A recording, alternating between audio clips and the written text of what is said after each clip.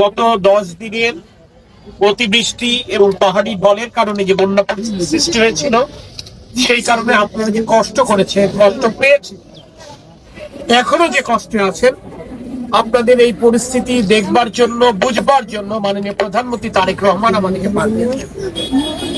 আমি তাই এই পর্যন্ত এসেছি যাতে সরেজমিনে এটা নির্ণয় করা যায় আপনাদের কি কি প্রয়োজন আগামীতে, যাতে করে আপনারা আবারও স্বাভাবিক জীবনে ফিরত আসেন। আমরা এখানে এসে দেখেছি অনেকের বাড়িঘর ভেঙে গেছে, তাদের বাড়িঘর মেরামত করা প্রয়োজন। আমরা কথা দিচ্ছি সরকারের তরফ থেকে আমরা সেই বাড়িঘরগুলো মেরামতের ব্যবস্থা নেব ইনশাআল্লাহ। আমরা কথা বলে দেখেছি অনেকের ফসলের ক্ষেত ক্ষতিগ্রস্ত হয়েছে, ধানের ক্ষেত, অনেকের হয়তোবা ফলমূল। সরকারের তরফ থেকে আমরা সেই সমস্ত ঘর বাড়িগুলো মেরামত করে দেবো ইনশাআল্লাহ।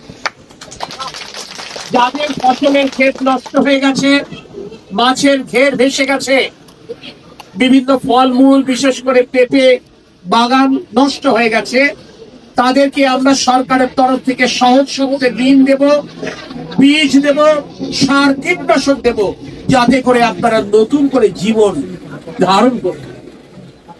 প্রিয় এলাকাবাসী, আমি আপনাদেরকে যে কথাটি প্রথমেই বলেছিলাম, এই সংকটকালীন মুহূর্তে আপনারা কখনোই নিজেদেরকে দুর্বল ভাববেন না। আসার পথে মাননীয় সংসদ সদস্য আব্দুল ওয়াদুদ ভূঁইয়াকে এলাকাবাসী দেখালেন একটি রাস্তা নষ্ট হয়ে গেছে এই বৃষ্টির কারণে। আমরা আপনাদেরকে আশ্বস্ত করতে চাই, যতগুলো রাস্তা ভেঙে গেছে, যতগুলো ব্রিজ কালভার্ট দুর্বল হয়ে গেছে, আমরা নতুন করে সেই সমস্ত রাস্তাঘাট, ব্রিজ কালভার্ট আগামী দিনগুলো যে কোনো প্রয়োজনে প্রধানমন্ত্রী তারেক রহমানের সরকার আপনাদের পাশে থাকবে। তাদের প্রতিনিধি হিসেবে এখানকার ইউনো মহোদয় আছেন, এখানকার জেলা প্রশাসক মহোদয় রয়েছেন, সর্বোপরি যেই মানুষটিকে আপনারা বারংবার ভোট দিয়ে জাতীয় সংসদে পাঠিয়েছেন, সেই আব্দুল ওয়াদুদ ভূঁইয়াও আপনাদের সাথে আছেন এবং থাকবেন। এই আমি আমার কথা শেষ করছি। আল্লাহ হাফেজ। বাংলাদেশ জিন্দাবাদ।